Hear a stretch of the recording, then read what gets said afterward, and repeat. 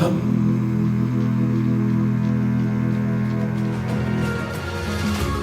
guys, I'm ZSH Plays. Welcome back to Tekton Zoo.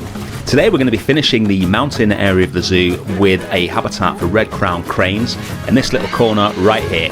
So the main concept for this build is that we're going to do a habitat for the cranes with no mesh in it, and we're going to try and make it like a garden. I want every little part of the habitat to look absolutely perfect. I've spent loads of time on this one, even though it's only small, and I really like how it turns out. The last time I built a habitat for cranes in the wetland zoo, we built an aviary, kind of an inspiration for the Japanese macaque habitat in Tekton Zoo.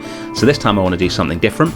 So I did some research, and it looks like sometimes cranes and red-crowned cranes are kept with their flight feathers pinioned so that they can't fly. So you don't need to keep them in an aviary. And I thought that'd make a really interesting idea for a build. So this is based on a habitat in AquaZoo Leeuwarden in the Netherlands. Forgive my pronunciation.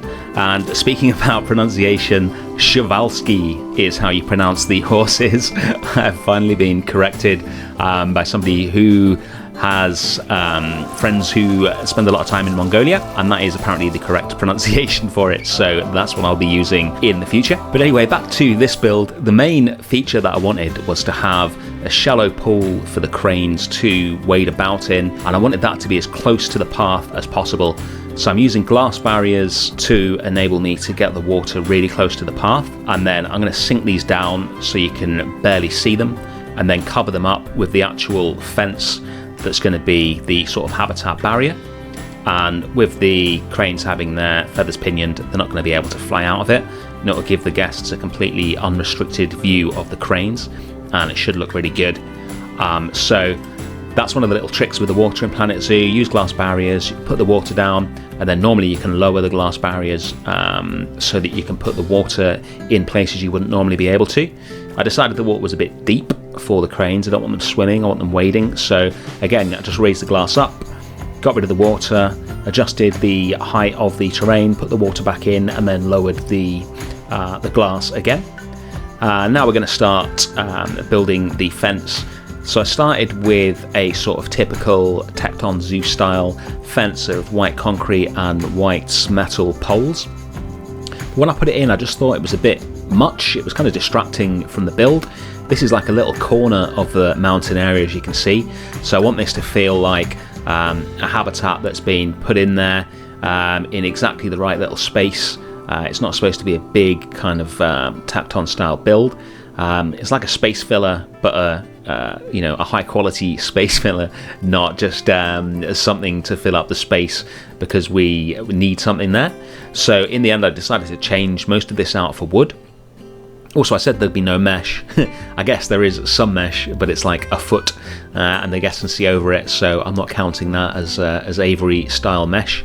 So once we've got the fence all the way around the habitat, then I'm going to switch this out for a mixture of wood planks and bamboo, and one of the new bracket pieces from the conservation pack as well for detail. And I just really like the way this looks in the end.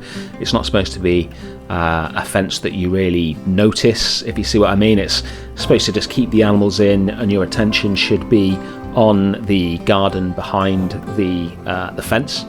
So we're going to do so much rock work and planting in here.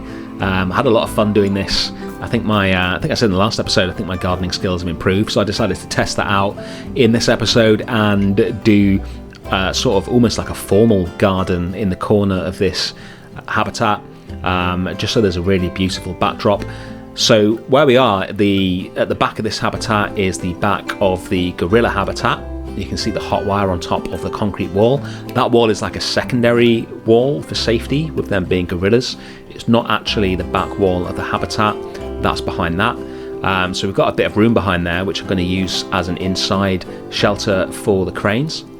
And then on the other side of it, there's the stairs, which takes people up to the upper viewing gallery for the gorillas.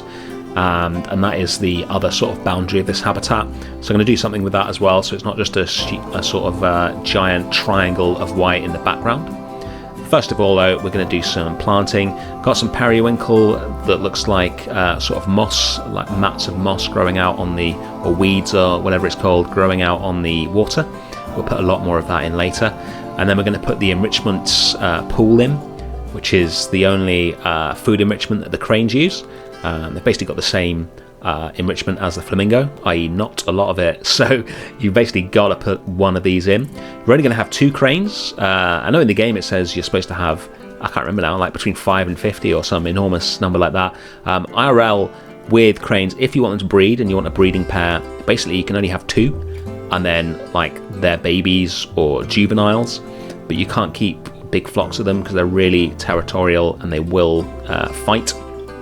I think you can keep a lot of them if they're all female or all male or whatever, but the idea for this is that the breeding pair would have their wings pinioned so they can be kept here, and then their chicks would be sent to various different breeding programs all over the world. The red crown crane is pretty rare, and they would presumably be kept in aviaries and stuff so they can fly about. But their parents are going to make the sacrifice of no flying in order to be able to live here and breed loads of little baby cranes for the various breeding programs. So I'm going to start on I have started on the garden here. So just putting loads more of the temple rubble, which is one of my favourite pieces. And then something I discovered fairly recently is that the flower bed, I think it's called the classic flower bed if I recall correctly, if you turn that upside down, the soil texture on the bottom of it is, for me anyway, a lot better than the mulch. It's brighter. The mulch is like so dark brown, it's almost black. I find it really distracting, quite hard to sort of see. The detail doesn't really come through, it just looks like black. This looks a lot more like soil, so I'm using this to create the bottom of the flower bed, and then we're going to fill it with loads of plants and do what I always do as we're in franchise mode, which is start using exclusively plants that the animal's going to be happy with, and then when I've done as much as I can with them, we'll put in a few that they're not happy with, and normally that leaves them on 99% welfare, which I'm happy with. With the red crown cranes, they're pretty good for plants. You can use, I think it's, what you can see there, temperate, taiga, tundra, aquatic, Asian plants. That gives you a pretty big palette to work with. Just hiding a bit of the bushes in the rocks as well to make it look like moss. I'm putting these brackets pieces on for detail, which I like to just finish off the fence. And then this back wall with the stairs for the gorillas, we're going to cover this up with a mixture of ivy, and then the in-game murals, the mountain murals, which I never ever use in Tekton Zoo. I use them once in the wetlands, but they fitted really nicely on here, and they just provide a nice backdrop to the habitat. Like I say, this isn't the most Tekton of builds. I just wanted to create a beautiful little garden in this corner of the mountain before you get to all the huge white concrete structures behind it, and I think it sort of balances out the area nicely, and just something small but beautiful to see before you get into the main kind of habitats after that. And now we're going to start on their inside shelter. So the habitat outside isn't big enough for the cranes. They're going to need, obviously they'll need indoor shelter anyway, just in case there's any really bad weather, but this gives them more area to walk around in.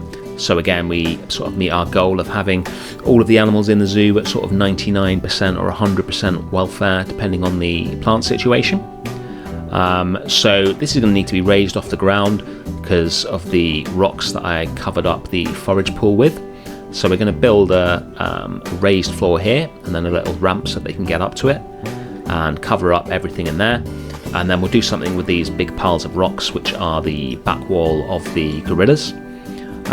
Just delete the ones that we need to delete so that they're not sort of sticking through the walls of this indoor shelter. It's going to be pretty simple in the indoor shelter, nothing flashy, just a place for them to go if the weather's bad. We'll just have some hay for them to sleep on, and in fact no, it's not hay, it's the what's it called, the sort of wooden crate kind of thing that's supposed to go on water, but you can put it on land, so I've just put that in there so they've got something to sleep on, and then a few decals and things like that. But we'll keep this inside shelter pretty simple because it can't be seen from the guest perspective which is pretty much what I always do in this zoo. If you can't see it when you're walking around, it doesn't get nearly as much attention as if you can. We'll put a corrugated iron or steel or whatever it is, aluminium maybe, roof on, because again, it's not really particularly visible. And then we're going to use some of the air conditioning pieces from the conservation pack, which I really like. I use these for the snow machine and the Japanese macaques. It's just a really good sort of simple metal texture which you can use. I'm going to put this in as some sort of cooling unit. The cranes aren't actually that fussed when it's hot, but they are, you know, they spend most of the time in mountains in Japan and the colder parts of China, so presumably they'll want some sort of cooling. And then I'm going to put some of the dry stone walls in here, which I really like because they're recolorable. So get this nice and dark. I don't really want this to be a feature, this back wall. It should be sort of hidden away, which is why it's covered in ivory. We'll do a bit of detailing on it later, but that's mainly going to be in the background. And then I'm going to use some of the new conservation pack meadow flowers and turn them upside down, because you get a sort of grassy texture, which you can mix in with periwinkle grass and all sorts of other stuff, and just make this green area in the middle look a lot more interesting, and then sink some of those same flowers in as well, so there's just a little bit of them poking out. Just get a really nice varied kind of look to this area, so it's not just a giant expanse of green. And we'll put some of these alpine flowers sunk into the terrain at the back as well. And I'm going to use these shop fronts. They're recolorable, which makes them really versatile, so I'm going to colour these all in grey to match the walls, and they just give a bit of shape to this wall along with that custom arch that I've built, so that it's not just a sort of a flat brick wall. Get some more plants in, some moss decals on the parts of the land where the water meets it, and that's the red crown cranes done. The next habitat in Tekton Zoo is going to be the final habitat. It's only taken 16 months to get here, so I am very excited about that. The intention is that it's going to be the best habitat in the zoo. It's certainly going to be the most complicated, so it might be a couple of weeks before that is out. We'll see how I get on with it. I really hope you join me for that. Thanks for watching, and I'll see you then.